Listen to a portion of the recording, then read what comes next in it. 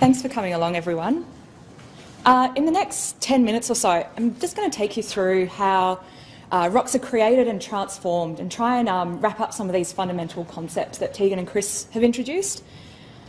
Since it formed about 4.6 billion years ago, all that time ago, the actual mass of the Earth, the weight of it, hasn't really changed that much.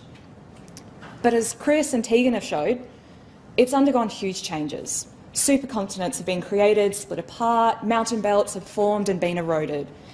But meteorites only make up a really tiny fraction of the mass of the Earth. And all that magma, all that lava, all that rock that's undergone change had to have come from somewhere.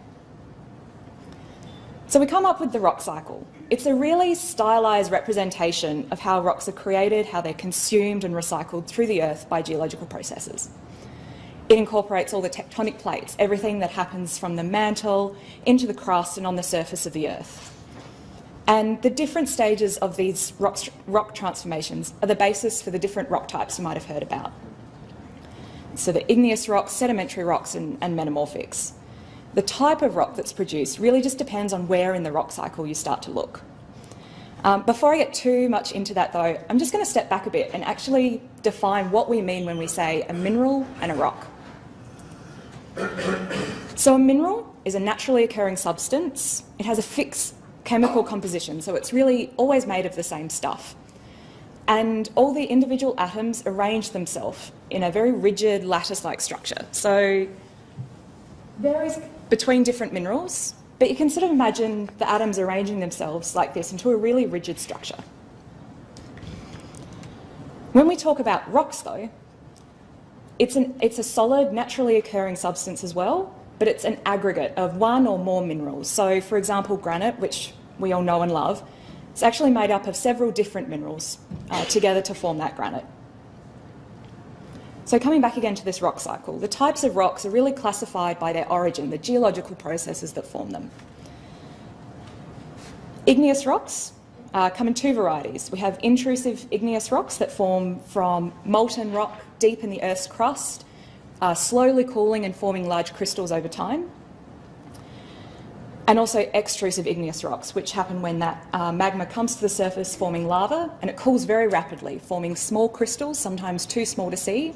They can contain gas bubbles like this basalt here. Sedimentary rocks are formed from the deposition of sediment in basins or on the surface of the Earth or in the ocean. The sediment grains are cemented together. They might be too fine to see, very fine grain, or they can be an enormous class of actually other rocks or organisms. They can form in, often you'll see sediments having very fine layers or very thick layers. This is something you actually might recognise from State Circle up the road. Just under Parliament House, there's lovely sediment that's exposed there. And also another really common sedimentary rock is limestone, formed from dead organisms. Metamorphic rocks are kind of in between sedimentary and igneous rocks. They're formed when solids are deformed under really immense heat and pressure, but we don't actually melt them. If we take a sedimentary rock, a really common one called a shale, if you start putting that under huge heat and pressure, it turns into a slate. And that can then be further transformed via metamorphism into a schist.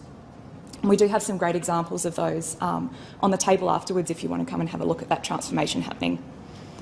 Another good example, so this is actually from Red Hill. It's a hornfels, it's some volcanics that have been heated. You can see the bands there. And metamorphosed limestone is marble. The rock types and minerals that we see around the Earth, they're not random. It may seem like that, but they're formed by really specific processes, and it's understanding that tells us about the history of the Earth. If we go back to this concept of cycling material through the Earth and reusing it, I'll step you through what it might look like if we just followed like a single crystal, single mineral grain. Zircon's a great example, and we use it here really well.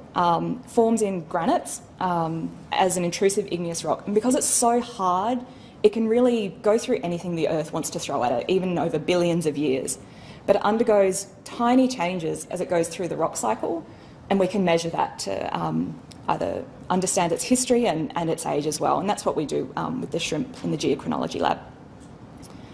So if we start with, say, the crystallisation of a granite, tens of kilometres in the earth over millions and millions of years, we'll follow that zircon grain there.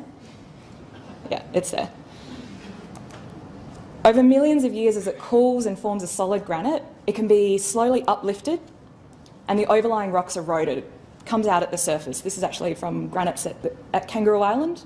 They're quite famous. Once it's exposed at the surface of the earth, water, salt, ice, wind, all of these sort of processes that we shield ourselves from start to eat away at rock. And you can see that on houses, on gravestones. They're great weathering agents. So if we have our granite at the surface, it starts to get broken down into smaller and smaller particles, into boulders, and then into individual mineral grains.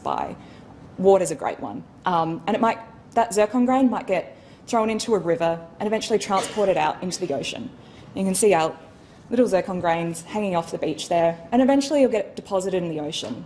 If it's a deep enough point in the ocean, it can have kilometres of sediment accumulating from all different sources.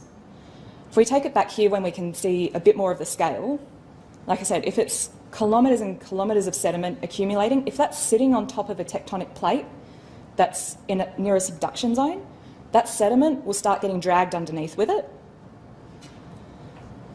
And over time, if it keeps going underneath the overriding plate, the heat and pressure gets so much that it's transformed into a metamorphic rock. And if that transformation continues, it'll eventually be melted and it can start that process all over again. As I said at the beginning, this is a really stylised representation, and in the natural world, unfortunately, it's rarely cyclic like this. It can go back on itself and every which direction, but this is just an illustration to start with.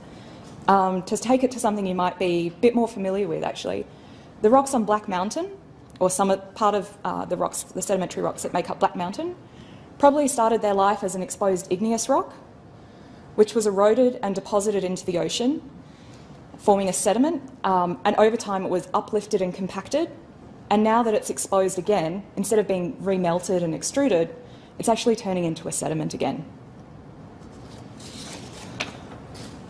I want to take you even smaller now, or at an even finer scale, down to what we mean when we talk about minerals and why they're so important, why geologists get so excited. It's minerals and the rocks that they're in that really tell us about the history of the Earth. The minerals give us some beautiful specimens, and there are some excellent ones in the National Mineral Collection that we have part of in the foyer, but sometimes it's the ones that don't look so nice that really tell us some interesting stuff. I'm going to relate this to something I know a fair bit about, baking, and it's something that we all know and love. And minerals and rocks are a bit like a cake. You need the right ingredients, but you can't just pour the same ingredients and the same minerals into a KitchenAid and expect the same result every time.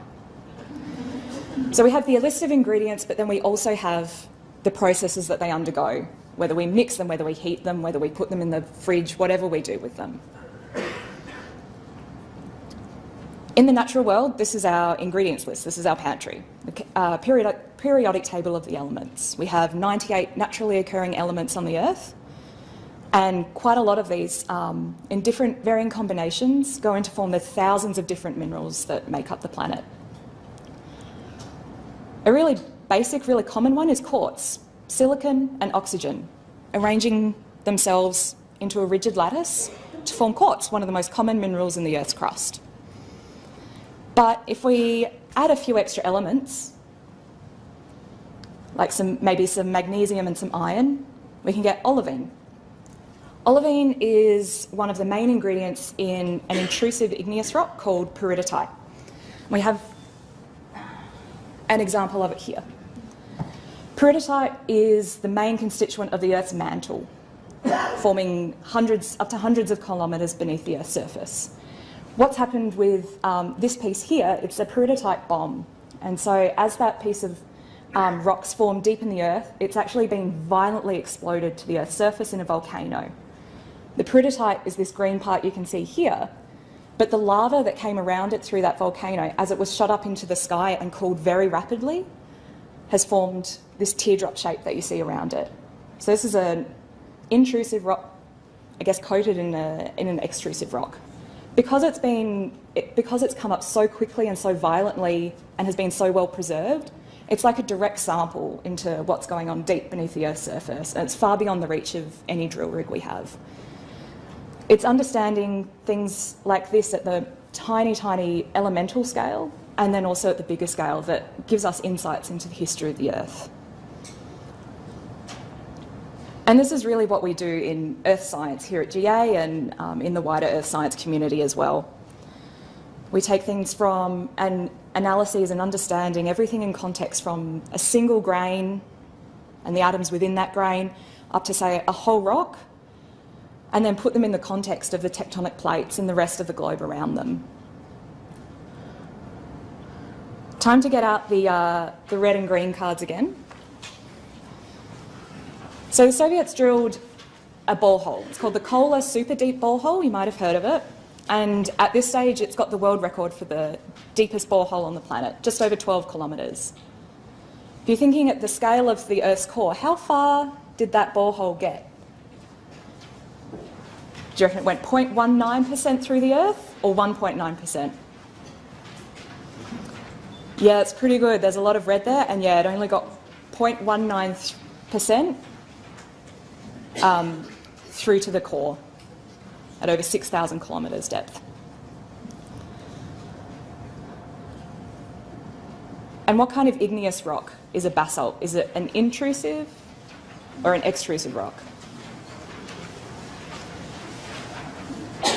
Good, you were listening. Yeah, it's an extrusive. I think that about wraps it up. Do you have any questions?